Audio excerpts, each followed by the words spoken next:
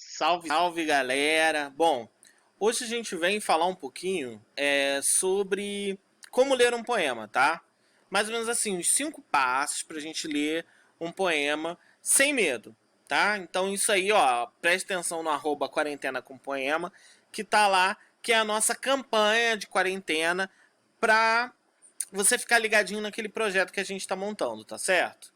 Que é montar o nosso painel de poesia, um painel literário no Instagram, beleza? Vamos lá, como ler um poema? Né? Como ler um poema sem medo, sem aquele cagaço usual de vocês, tá certo? Vamos lá? Vamos dar uma olhadinha. Eu também tinha esse medo e depois teve que passar, né? Bom, muita gente acha que ler um poema é um bicho de 7 cabeças, né? E acaba assim que alguns são complicados, né? Porque se diz que, né, que ele é quebrado em versos e tal. A linguagem às vezes não é tão fluida, não é aquela linguagem do dia a dia que a gente está acostumado a usar. Mas o poema abre muitas portas. A gente aprende muito lendo um poema. Né? E é como eu sempre digo, quando a gente consegue ler um poema, qualquer coisa fica fácil. Tá? Qualquer modalidade escrita fica mais fácil, fica mais fluida para a leitura. Tá? Bom, então primeira coisa que a gente tem que lembrar, o poema ele é uma comunicação.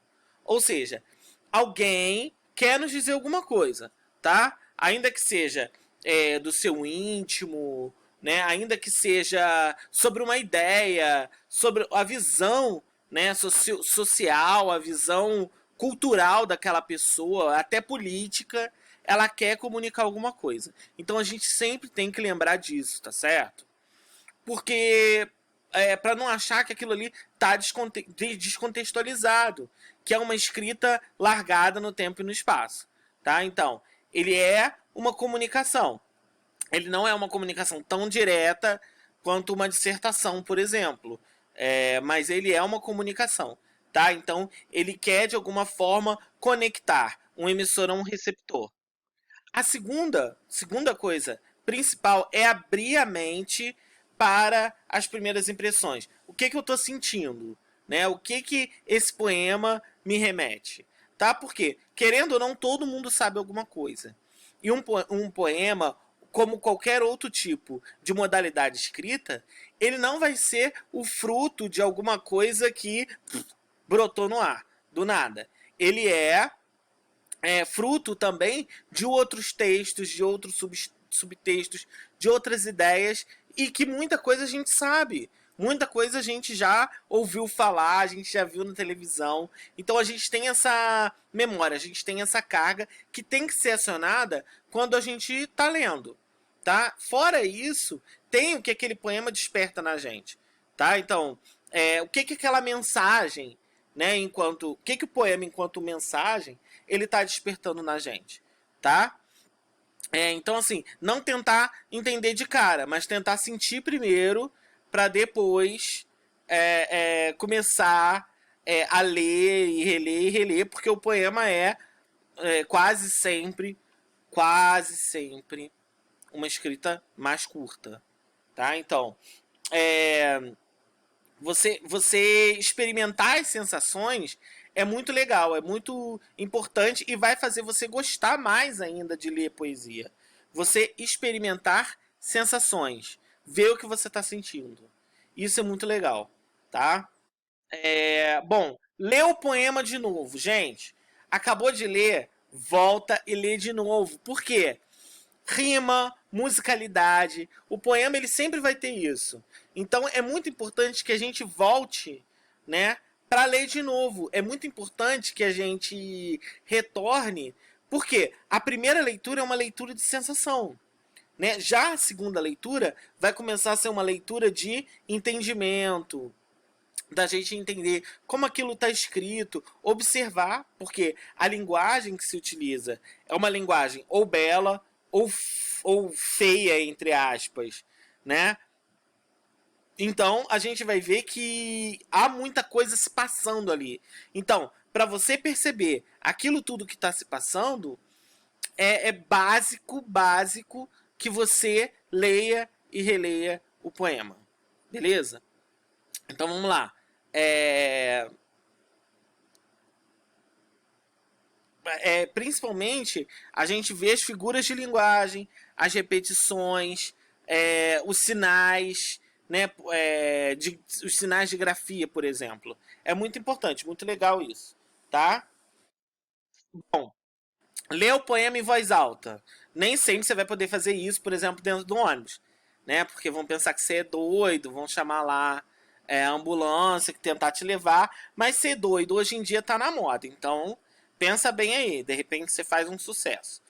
Ó, o poema ele vai ter as raízes na fala, então ele é por isso que a gente vai prezar tanto as rimas, a musicalidade, né, a pontuação na hora da declamação, né? Então, quando você lê em voz alta o poema, você passa a entender melhor, porque você vai ouvir aquilo que estava só escrito, aquilo que estava só no plano da escrita que você estava ali quietinho para você, né? Quando você lê em voz alta, você começa a compreender melhor, tá? E um conselho interessante aqui, né, uma dica maneira aqui é palavras que você não entende, começar a dar uma olhada no dicionário e tal, pedir uma ajuda, porque isso vai ampliar o vocabulário. E como eu falei lá no início, quem consegue ler poesia de boa, sem morrer de susto, já sai na frente para ler qualquer outro tipo de texto, né? E um passo assim, né, o quinto passo que a gente lança de ideia aqui, de dica, é compreender o momento literário de quando aquele poema foi escrito, né? Então, saber em qual estilo literário ele tá, né? Qual é a linha que se seguia naquela época ou a linha que se segue, né, naquele poema que o autor quis seguir, né? O que tem por trás das letras, né? Que é o último passo de uma possível interpretação, né? E aí a gente parte para na prática, né? Como é que você faria isso na prática? Né? Se a gente lê o poeminho do Contra, né, do Mário Quintana, todos esses que aí estão atravancando o meu caminho. Eles passarão, eu passarinho. De primeira, a gente vê o quê? Tem rima, tem musicalidade, é uma quadrazinha, né? Então, a primeira coisa que a gente vai se preocupar para não ler com cagacinho, né? Pô, não entendi nada, não sei o que, o cara não disse nada, ele disse sim. Então vamos lá. A primeira, analisar a forma, como ele está escrito, né? Ele tem 4 versos. Ó, ele tem 4 versos, né? Então ele é uma quadra. Como é que é a rima dele? O esquema de rima? Estão, com rima com eles passarão. Então a gente tem A e A lá. Atravancando o meu caminho. Rima com passarinho. B e B. Então qual é o esquema de rima? A, B, A, B. Ó. Tá? Então eu estou analisando o quê? A forma. Como o poeta escreveu. Né? Ele escreveu de uma forma simples. De uma forma que poderia até virar uma musiquinha, uma cantiga de roda. E por aí vai. Né? Qual é o conteúdo? O que está escrito nele? Né? Então, como a gente vê, Mário Quintana ali pesou na metáfora. Ele pesou na metáfora do passarinho, né? E usando o verbo passarão, né? Então, passarão, ele deixa de ser um verbo para ser um substantivo aumentativo de passarinho. Olha só que barato. Como é que ele brincou com a língua, como é que ele jogou com a língua. Então, o conteúdo, o que está escrito? Ele está dizendo que é, há um obstáculo no caminho deles, estão atravancando o meu caminho, mas eles vão passar, porque eu passarinho, né? Ou seja, esses daí vão passar, né? E ele vai sobrepujar, ele vai vencer aquilo ali que é um obstáculo para o caminho dele, beleza? A primeira leitura, a primeira interpretação pode ser essa, mas como a gente vai ver, podem haver outras, tá bom? Bom, terceiro passo, motivo. Por que está escrito assim? Né? Por que esse poema está escrito desse jeito? Aí a gente vai analisar o quê? O jeito do Quintana escrever.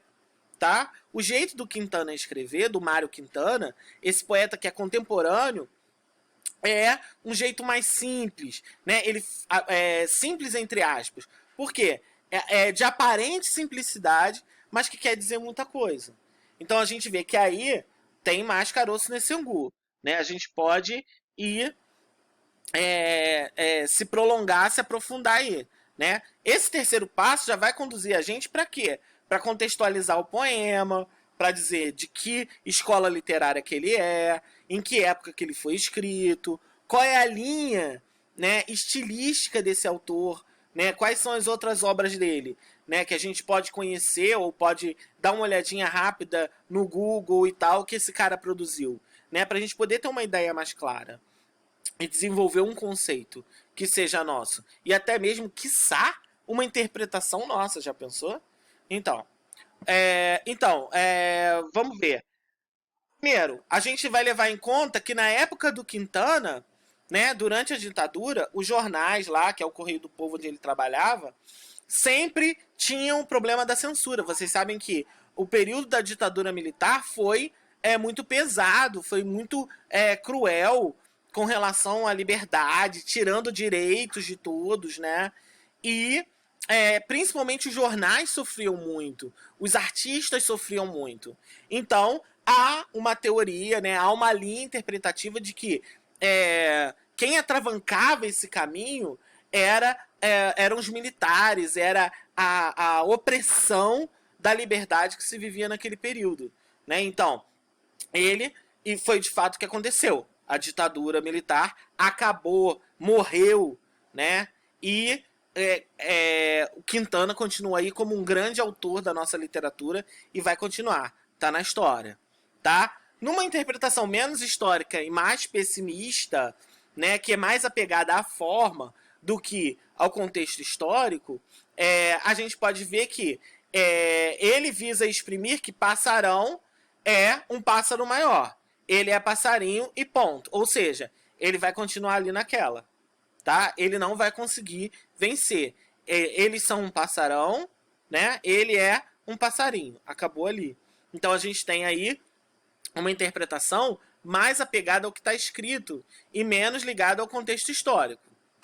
E ele ainda pode ser lido, né, por um outro viés, que é o viés da gente aplicar isso, né? E eu acho que toda poesia ela vai ter essa qualidade, a boa poesia tem essa qualidade, né? De você poder aplicar em todas as épocas da vida e em qualquer contexto, né? Então, olha só, ele pode ser lido através de um viés de superação, né? Então, todo obstáculo que está ali na vida dele, ele vai sobrepujar, ele vai, nem que seja dando um jeitinho, sabe? Esperando um pouquinho e tal, mas a hora certa, ele como passarinho, ele mesmo menor, ele vai vencer aquela dificuldade. Então ele vai voar sobre, né?